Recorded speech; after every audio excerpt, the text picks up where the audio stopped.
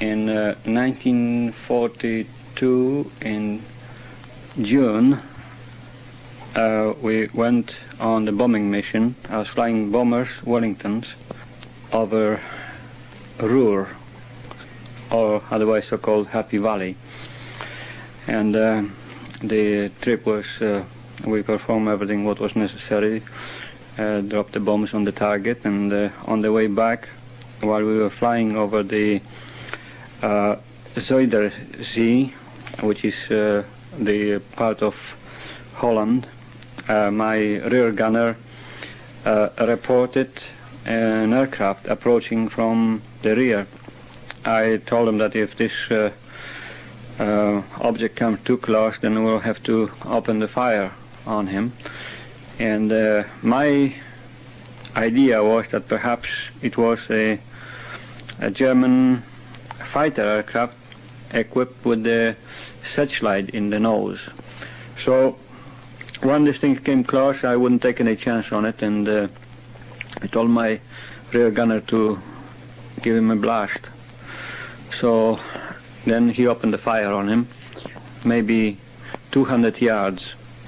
And at that distance, this object was almost the size of the moon, which was also visible at the same time, maybe possibly a bit bigger.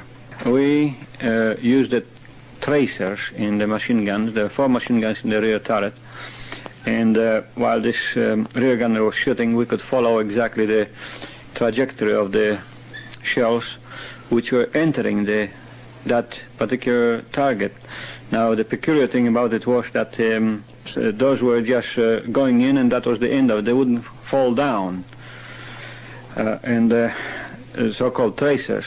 Those tracers would just enter, and that was it. Now, that lasted for possibly, I don't know, maybe 2 minutes. And after that time, this shining object suddenly changed the position, and at a terrific speed moved over to our port side, almost at the same distance, about 200 yards from the wing.